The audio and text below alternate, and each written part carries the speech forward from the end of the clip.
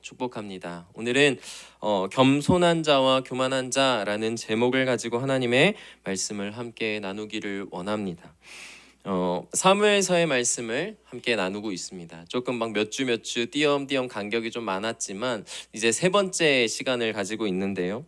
특별히 사무엘서를 들어가면서 새롭게 등장하게 되는 단어가 하나 있습니다. 중요한 단어예요. 사무엘서에서 어떤 단어일까요? 바로 왕이라고 하는 단어입니다. 물론 이 왕이라고 하는 단어는 단어 자체로는 창세기에서부터 이미 많이 사용되어져 온 단어예요. 근데 그때까지는 이전까지는 이 왕이라고 하는 단어가 이방 나라, 이방 민족들에 대한 상황 속에서 쓰여지는 그런 단어였다는 것이죠. 그런데 이 사무엘서에서부터는 이제 이 왕이라고 하는 단어가 특별히 이 이스라엘 백성들 가운데서 사용되기 시작합니다. 그런데 사무엘서라는 것에서 이러한 왕이라는 단어가 시작되면서 이제 사사시대가 끝이 나고 왕정시대가 시작되게 되어지는 그림이 이제 사무엘서에서 쭉 연결되어서 나타나기 시작하는데요. 그러면 우리가 잠시 되짚어보면 좋겠는 것은 왕정시대를 시작한 이야기를 우리가 아직 살펴보진 않았지만 한번 떠올려 보았을 때 어떻게 시작했다고 우리가 보통 생각하게 되죠? 사무엘상 8장을 보면 사무엘이 늙어요. 그러자 이 사람들이 백성들이 왕을 요구하기 시작합니다. 그러니까 하나님께서는 그 백성들의 요구가 탐탁지 않아 하세요. 이거 옳은 거 아니야 라고 얘기하시면서 어쩔 수 없이 이 백성들의 요구를 들어주십니다.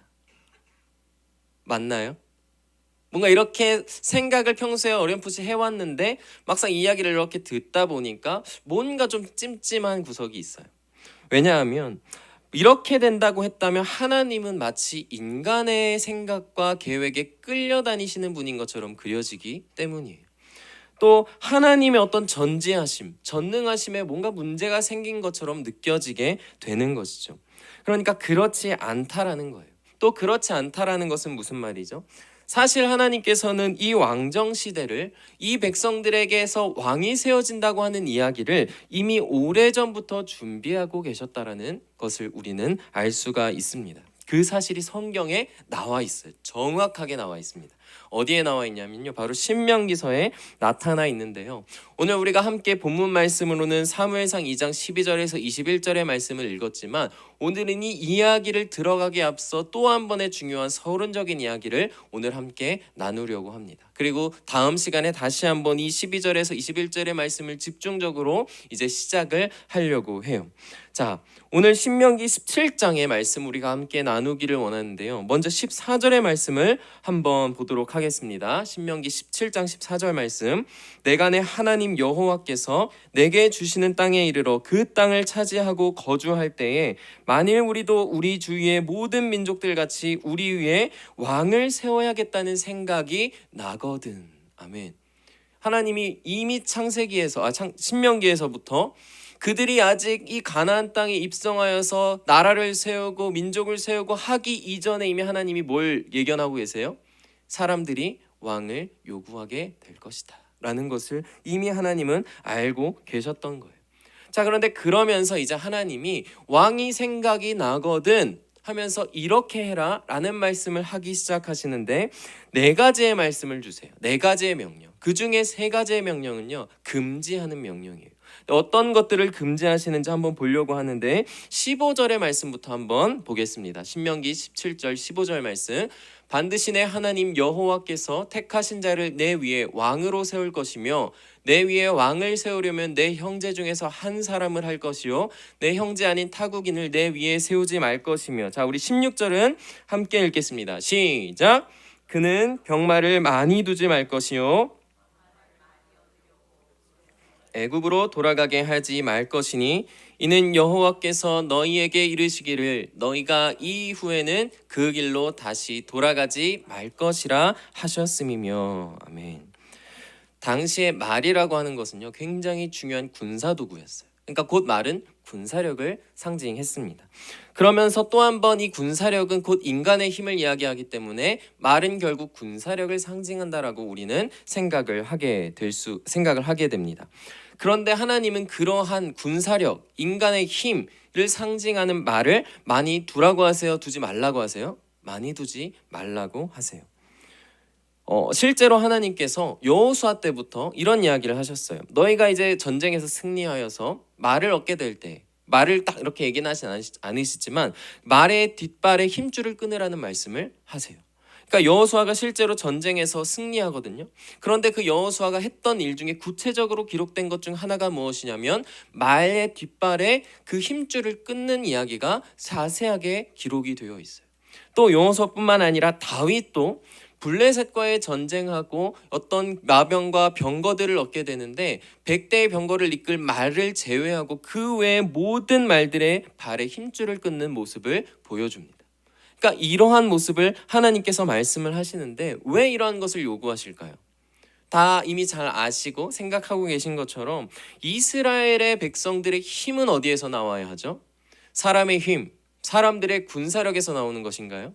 그것이 아니라 오직 이 이스라엘의 힘은 하나님의 능력에 달려 있다는 것을, 너희가 다른 것에 의존하고 의지하는 것이 아니라 하나님의 능력에 의지하고 그것을 믿으며 나아가야 한다는 것을 말씀을 하고 계시는 거예요. 그래서 이스라엘 너희는 하나님께서 이기게도 하시고 지키게도 하시고 그러면서 다스리시는 그런 나라이고 그런 민족이어야 한다는 것을 말씀을 하고 계시는 거예요.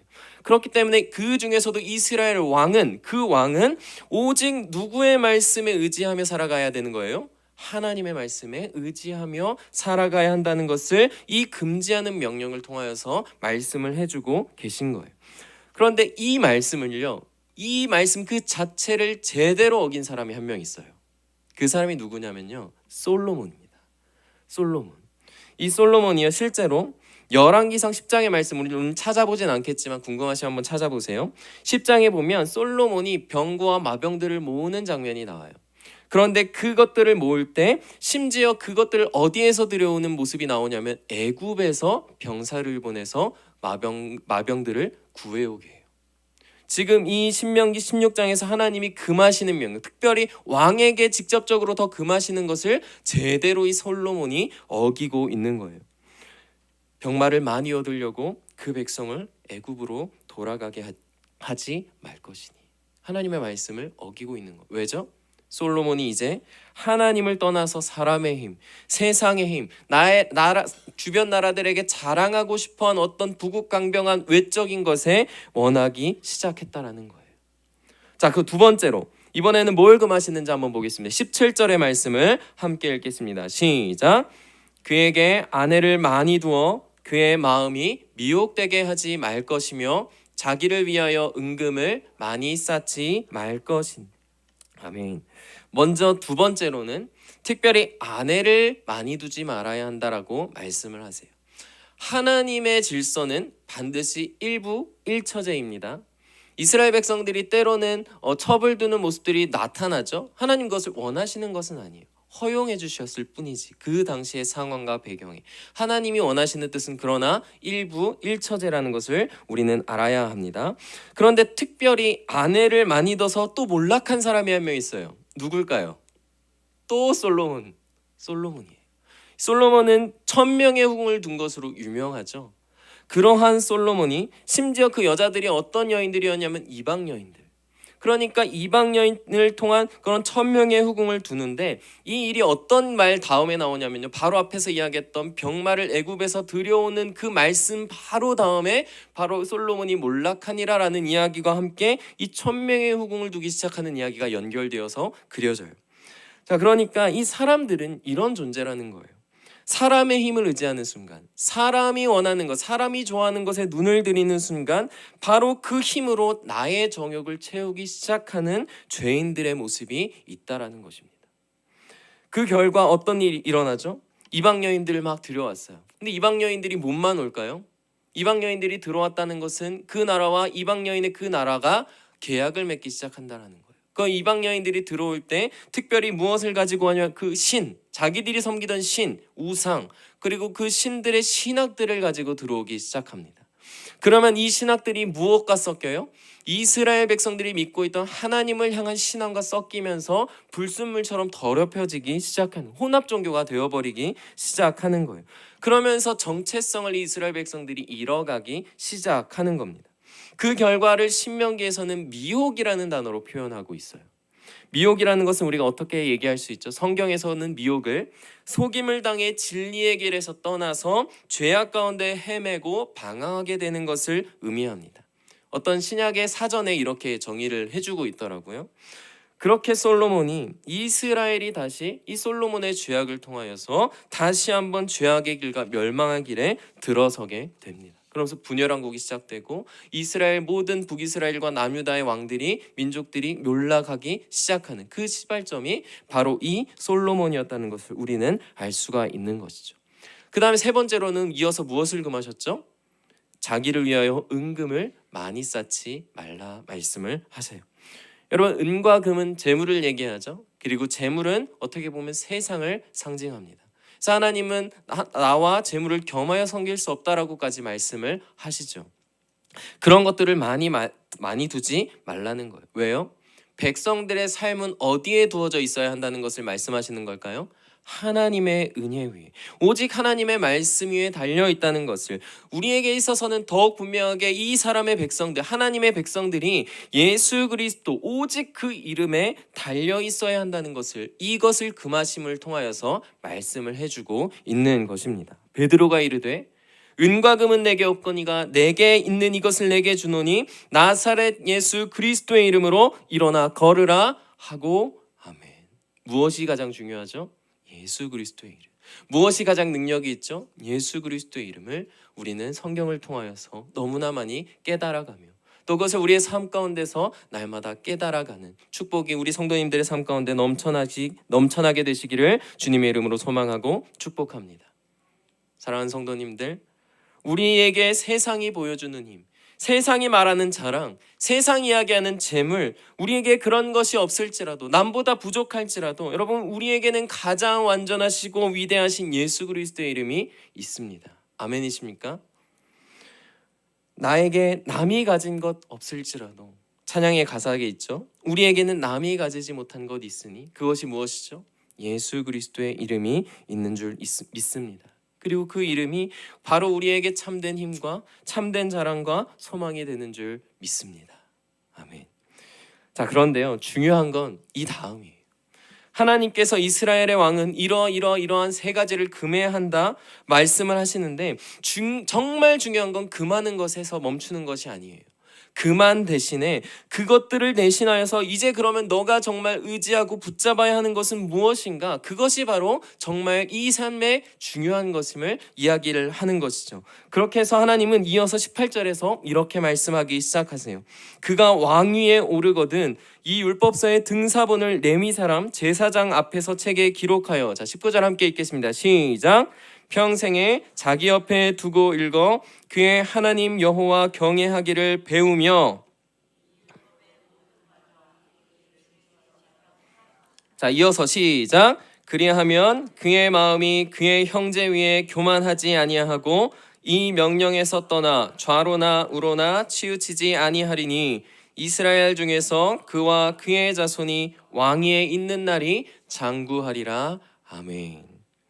말, 여자, 음과 금 내게 두지 마. 그런데 그거보다 중요한 것은 무엇이냐면 그것을 두지 않은 그 빈자리에, 그 자리에 무엇을 두라고 하시는 거예요? 하나님의 말씀. 그 말씀을 그냥 두고 또 멈추는 것이 아니고 그 말씀을 두고 그 말씀을 읽고 배우고 지켜 행하는 사람은 그 마음이 뭐라고 하죠? 뭐 하지 않는다고 하시죠? 교만하지 않는다라고 말씀을 하세요. 그러면 교만하지 않는 사람은 어떤 사람이라고 정리해서 얘기할 수 있죠? 겸손한 사람. 그러면서 그와 그의 자손이 있는 날은, 그 왕에 있는 날이 지속되게 하신다고 말씀을 하세요.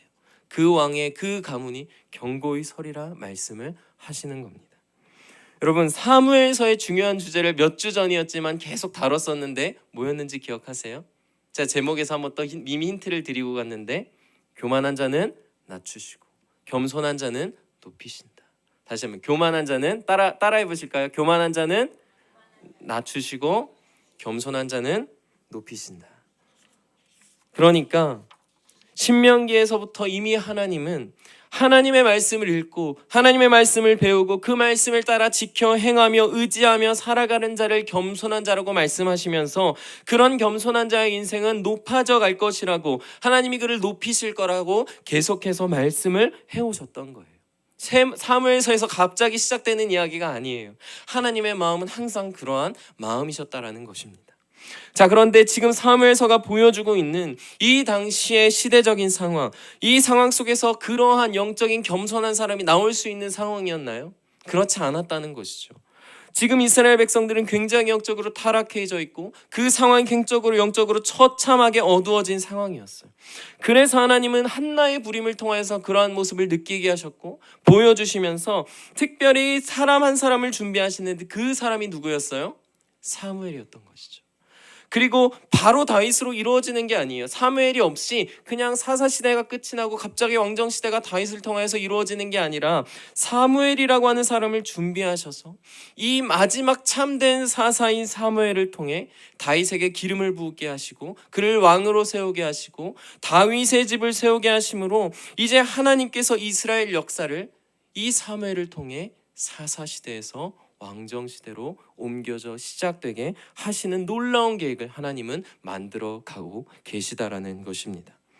만약에 새로운 사사 없이 하나님의 어떠한 일꾼 없이 사다시대는 그냥 끝이 나고 새롭게 이 왕정시대가 시작되었다면 연결다리 없이 왕이 세워졌다면 여러분 이스라엘 백성들은요 이미 사사시대에서 한번 실패한 거예요. 이스라엘 백성들이 그리고 실패했다라는 것은 곧 하나님이 실패하셨다는 것과도 연결될 수가 있게 되는 것입니다. 하지만 하나님은 그런 분이 아니신 것이죠. 하나님은 반드시 이스라엘 백성들의 역사를 실패로 끝나게 두지 않으십니다. 그 백성들의 역사를 반드시 실패해서 끝나게 두지 아니하시는 분이십니다. 그래서 마지막으로 그 사무엘을 세우시고 이 사무엘을 통해 하나님의 말씀으로 다시 한번 영적으로 세우신 겸손한 자로서 사사시대에서 왕정시대로 끊어지지 않고 하나님의 말씀으로 넘어가게 하시는 거예요. 그렇기 때문에 이 책의 이름이 다윗서가 아니라 사무엘서라고 말씀을 드렸던 적이 있습니다. 사랑하는 성도님들, 하나님에게는 실패가 없습니다. 하나님의 계획이 우리 성도님들에게도 있죠. 그 계획도 실패가 있을까요? 실패가 없습니다. 내 삶 가운데 내 눈으로 보기에는 내 삶의 실패와 같은 상황들이 일어나고 막 보여질 때에도 하나님의 계획은 여전히 실패하지 않으십니다. 하나님은 우리의 계획에 실패를 두지 않으시는 분이세요. 심지어 우리는 여러분 하나님의 자녀로 불리는 자들이잖아요. 그런데 그런 하나님의 자녀를 하나님께서 실패하는 인생으로 가만히 두실까요? 그러지 아니하시는 거 우리 성도님들이 마음으로 너무나 잘 아실 것이라 생각합니다. 그래서 우리의 인생에 하나님의 말씀 위에 하나님의 계획에 하나님의 뜻 위에 무엇보다 예수 그리스도 위에 있기 때문에 우리의 인생이 기쁨 중에는 더 큰 기쁨으로 슬픔 중에는 더 없는 위로와 소망으로 그 위에서 든든히 살아가게 되는 복된 신앙이 된 줄 믿습니다. 아멘. 하나님께서 영적으로 어두운 이스라엘의 상황 속에서 한나에게 사무엘이라는 아들을 허락하셨을 때 2장 앞부분에서는 한나가 노래를 하기 시작해요. 한나의 기도, 한나의 노래를 이야기가 됩니다. 그런데요, 이 한나의 노래와 짝을 이루고 있는 또 하나의 노래를 한번 간단하게 저번에 한번 이름만 살짝 소개해드린 적이 있어요. 바로 누가복음 1장에 나오는 마리아의 노래입니다. 마리아에게 천사가 나타나죠. 그리고 마리아에게 천사가 말씀을 좀 요약하면 너에게서 한 아들이 나타나게 될 텐데 그가 예수다. 그런데 하나님께서 이 예수에게 조상 다윗의 왕위를 주실 것이고 그가 영원히 야곱의 집을 왕으로 다스릴 것이고 그러면 그 나라가 무궁하게 될 것이다 라고 하는 말씀을 이 마리아에게 천사를 통해 하게 하세요. 그리고는 그 말을 들은 노래가 이어서 이 한나와 같이 노래를 부르기 시작해요. 그게 나와 있는데 그 노래에도 여러분 한나의 노래의 주제 뭐였죠? 교만한 자는 낮추시고 겸손한 자는 높이신다라는 주제가 여러분 이 마리아의 노래에서도 똑같이 나타납니다. 우리 이 마리아의 이 노래의 이 말씀을 한번 좀 길지만 같이 한번 살펴보고 마치려고 합니다. 누가복음 1장 46절에서 55절까지의 말씀인데 제가 먼저 한번 읽을게요. 마리아가 이르되 내 영혼이 주를 찬양하며 내 마음이 하나님 내 구주를 기뻐하였으면 그의 여종의 비천함을 돌보셨음이라. 보라, 이제 후로는 만세의 날을 복이 있다 일컬으리로다. 능하신 이가 큰 일을 내게 행하셨으니 그의 이름이 거룩하시며 궁휼하심이 두려워하는 자에게 대대로 이르리로다. 함께 읽겠습니다. 시작. 그의 팔로 힘을 보이사 마음의 생각이 교만한 자들을 흩으셨고 권세 있는 자를 그 위에서 내리치셨으며 비천한 자를 높이셨고 줄이는 자를 좋은 것으로 배불리셨으며 부자는 빈손으로 보내셨도다. 그 종 이스라엘을 도우사 긍휼히 여기시고 기억하시되 우리 조상에게 말씀하신 것과 같이 아브라함과 그 자손에게 영원히 하시리로다 하니라. 아멘. 느껴지시나요? 한나의 노래와 이 마리아의 노래. 하나님은 이 두 여인의 노래를 구약과 신약에 배치하면서 이 하나님이 이 백성들을 어떻게 구속사로 다스려 가시는가, 구원으로 인도해 가시는가를 한번 보여주고 계세요. 마리아는 알고 있었던 거예요. 한나가 그토록 바랬던 그 일이, 역전의 일들이 이제 예수 그리스도를 통하여서 궁극적으로 이 땅 가운데, 이 땅의 백성들 가운데 이루어질 것이라는 것을 마리아를 통해서 보여주고 있는 것입니다. 그래서 오늘의 본문은 우리에게 겸손한 자가 되라고 단순히 말씀하시는 게 아니에요. 그런 교훈적인 차원의 말씀을 우리에게 하시는 것이 아닙니다. 물론 우리도 겸손한 자가 되어야 되죠. 우리도 그러한 삶을 살아가기 위해 노력해야 하죠. 하지만 그것이 처음은 아닙니다. 왜죠? 여러분, 우리가 겸손한 자로 살아가기 위해서, 말씀을 대로 살아가기 위해서 노력하지만 또 한 번 그 노력 속에서 얼마나 많은 실패를 경험합니까? 그러한 노력을 통하여서 하나님, 실패 가운데 내가 이렇게 연약하구나, 하나님 내가 너무 애통합니다, 내가 그렇게 살아가기를 발버둥치지만 끝끝내 더 많은 실패를 하고야 마는 하나님, 저의 인생 너무 연약한 인생, 하나님 저는 어떻게 해야 합니까? 할 때 하나님은 그런 교만한 자, 솔로몬과 같은 연약한 죄인들의 인생인 우리에게 겸손한 자이신 한 분을 보여주시는 거예요. 그분이 누구신가요? 바로 우리를 위해서 이 땅에 오신 겸손의 왕이라는 별명을 가지신 예수 그리스도이십니다. 우리가 솔로몬 같은 죄인입니다. 그런 우리를 위해서 하나님은 겸손한 왕 예수 그리스도를 보내셨어요. 그래서 우리에게 중요한 것은 내가 겸손한 자가 되려고 먼저 나아가는 것이 아니라 그 이전에 겸손한 자로서 교만한 우리들을 구원하시기 위해 이 땅에 오신 겸손의 왕 예수 그리스도를 바라보고 그 위에 세워지는 것인 줄 믿습니다. 남은 한 주간의 삶, 앞으로의 삶 가운데도 오직 예수 그리스도를 붙잡고 참으로 복된 인생 살아가시는, 그 반석 위에 든든히 세워져 살아가시는 복된 우리 성도님들의 삶, 또 가정, 또 우리의 자녀들, 손주들, 우리의 직장에서의 삶이 다 되기를 예수님의 이름으로 소망하고 축복합니다. 기도하겠습니다.